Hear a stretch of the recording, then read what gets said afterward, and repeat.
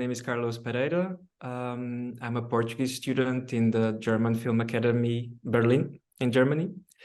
And that's where I directed the film Slimane that is going to be part of the next competition. For me, it is a film about resistance.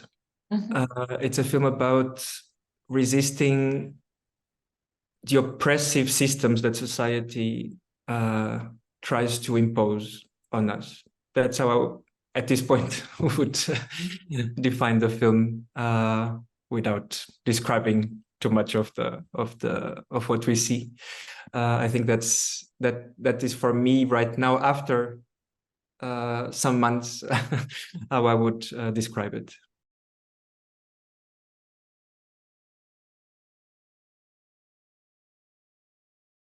Yes, I wanted that the queerness of the film would also be part of its aesthetic proposal. Would also be in the way the shots are presented, the framings are presented, also in the way that we work with time.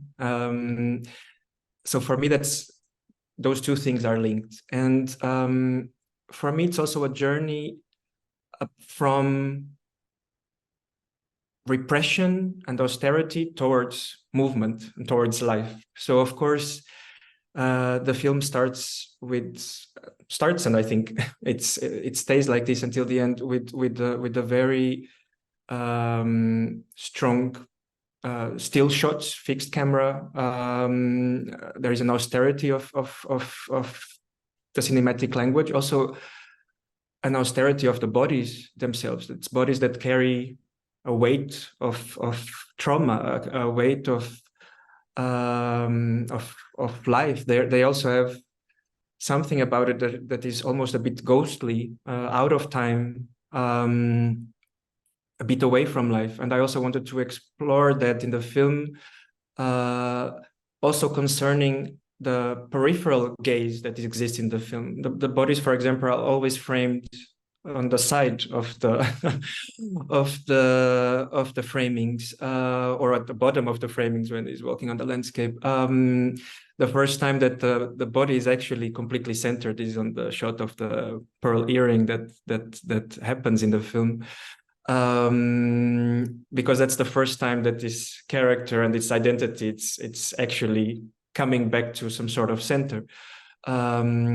So the marginalization of these bodies, the fact that they are decentered and away from the core of life, so to say, it's actually in the aesthetic language of the film. Regarding time, it was also the idea to create an artificial use of time that would be about extending time, that would drag time, which of course makes time in the film and the experience of time more graspable. You have to think about time during the film, I feel. And of course, sometimes this experience is also about experiencing the weight of the world that these characters are actually going through. So therefore, it's necessary to play with this extension of time to a time that is heavy, that is not easy to. Not fluid. It's not easy to go through this time, and in a way they're also a bit away of time, a bit away from what we define as a realistic time, so to say.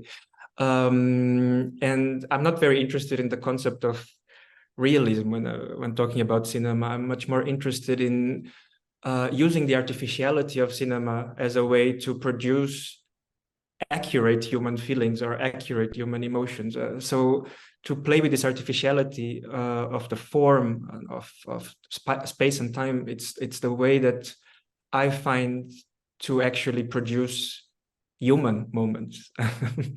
That's actually what I also appreciate as a cinephile, and that's also what I'm trying to do right now as a filmmaker, even though of course I want to do probably very different films as well, and I would like to go on experimenting a lot with space and time and with camera. But at this point, this were the criteria that we used. Yes.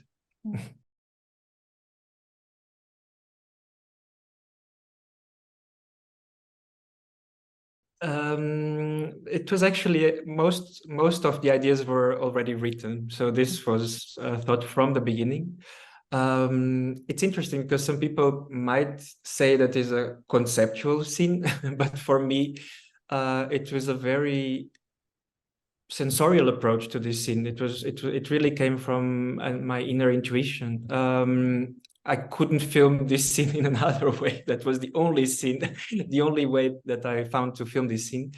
And for me, this scene has many layers. But to describe some of them, one of them would be the fact that during this moment, we are actually experiencing the absence of these bodies, the physical absence of these bodies. So we experience in a world that is actually trying to erase queer bodies from the collective memory, from its collective memory, we experience the absence of these bodies. So we are, I think during the scene, we start longing for these bodies because we want to see them. we already saw the two characters that are speaking before, but I think we start longing to see their expressions, their physicality, but the scene doesn't allow them. It doesn't allow us to see them.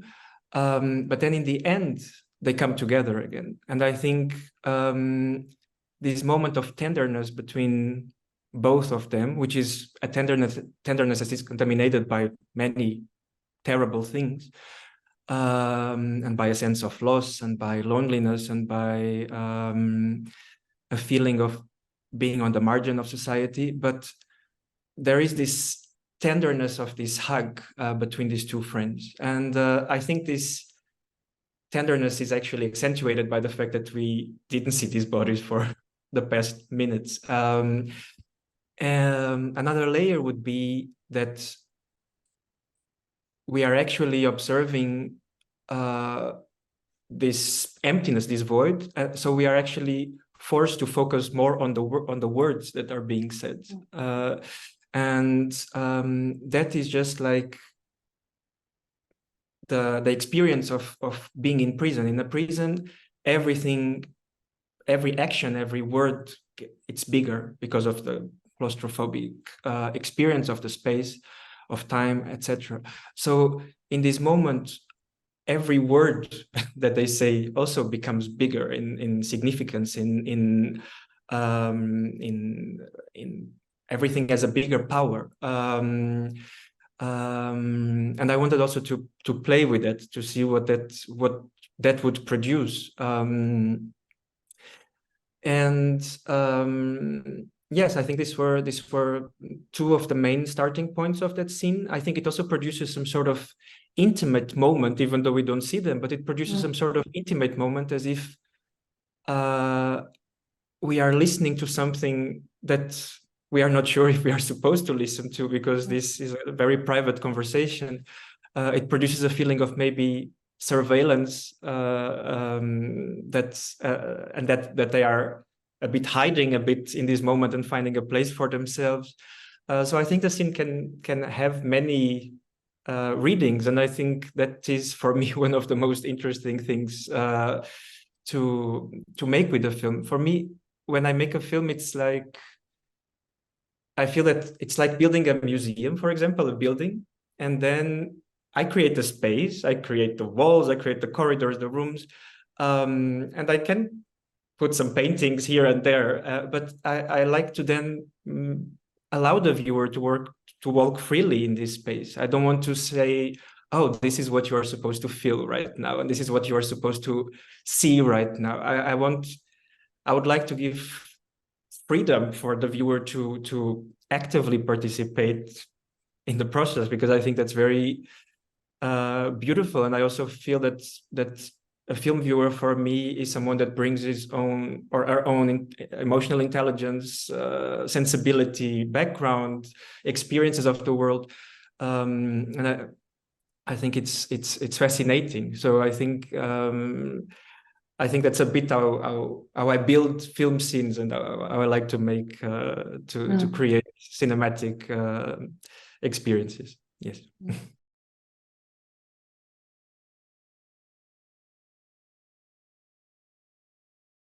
I wrote that. I remember that it was actually not written like this in the first draft, but then I realized that the shape of the pearl earring and the shot of the moon, which was the following shot, had a very similar form. And then I had this crazy idea of trying to create a fade with this and juxtapose these images. But to be perfectly honest with you, just like you said it right now, I thought it was going to be a complete failure. I thought it was going to be not working at all. And I talked to my editor and she said, well, I just tried this and this is really working. And I said, no, it's not possible. And then she showed it to me and it was working. And we were both very happy.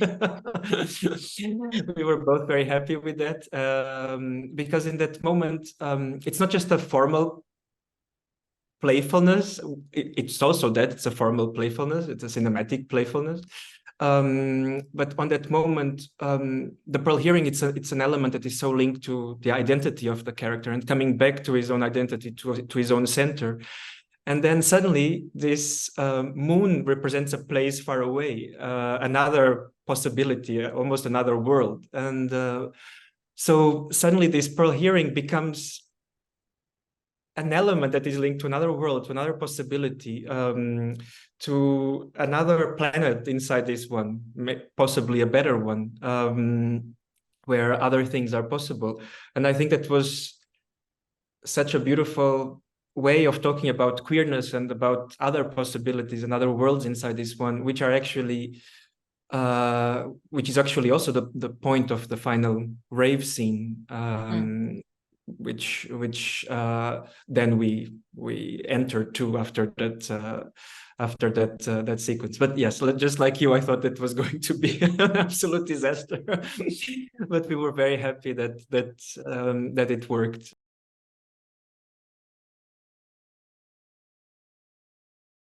Yes, I chose the music from the beginning. So the idea was to create the whole sequence already for this soundtrack. So everything that we see was already choreographed to the sound of the original soundtrack,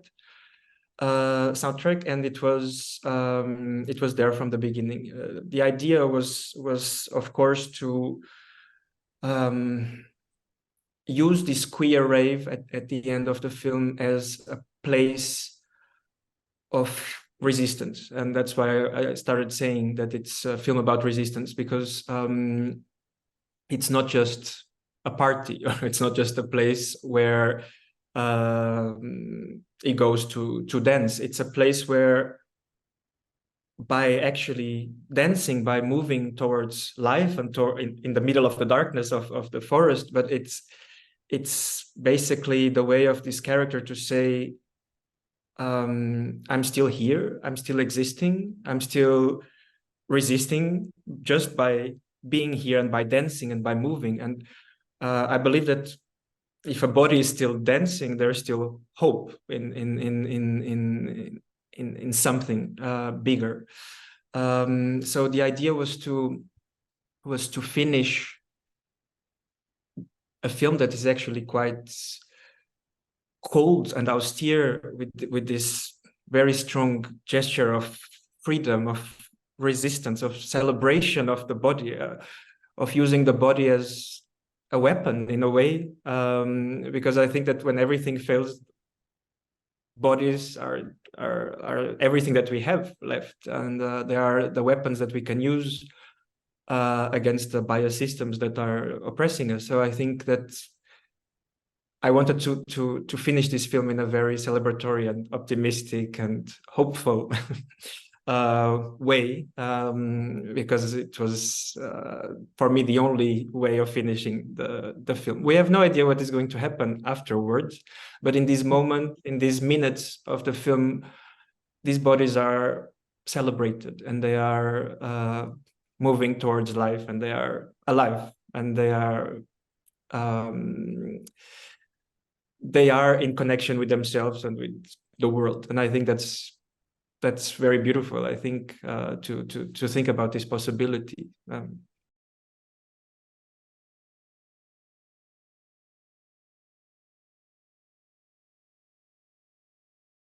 Yes, it was actually together with my cinematographer Karim. We both like to analog very much, and because there was this possibility for this specific film, we decided to go for it. It was also a way of bringing the film. The film is a bit playing with time on many levels. So there is this idea of a near future, which is not a dystopian faraway future. It's something that looks like nowadays. But of course, it is playing with some elements of future, for example, with the drone or with the solar panels. So the things that already exist, but that we always associate with something a bit ahead of us. But it's also playing with. I want to also to play with the concept of time.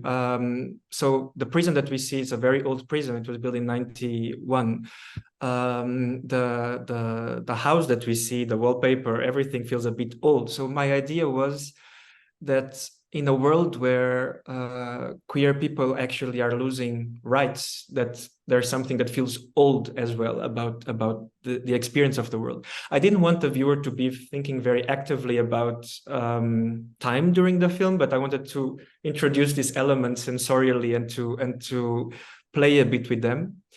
And of course, the grain of the 60 millimeters also brings something from the past and from something that is more that can be more easily materialized, as we can almost feel the textures of the jacket, and I think it creates some sort of connection with the images that we see, with the bodies that we see, with the spaces that we see, but it also produces a feeling of something that belongs to another time. And unfortunately, this exercise that the film is trying to do, which is about imagining a world where this can happen, it's actually an exercise of imagining a world where this can happen again, because this already happened in the past, and nowadays we don't have to go very far to understand that queer people can lose rights at any time. So it's something that we cannot take for granted, and it's something that we should collectively fight for, because it affects us all. It's not just something that would affect queer people. It's something that would affect us all. And when we see LGBT-free zones in Poland being created, or what is happening in Italy, where lesbian mothers lost right for maternity some weeks ago, it's not difficult to imagine that, unfortunately, something like this could actually happen. And it's terrifying. But the idea of the film is not. My idea was to create an object that would allow us to think collectively about this, and to imagine this, not to anticipate it, but to try to avoid this precisely by imagining it in a fictional world. But yes, it's unfortunately very, very close and very a bit too close, I would say, and it's. But I think it's important to use fiction to create these exercises, because I think they can have a positive outcome.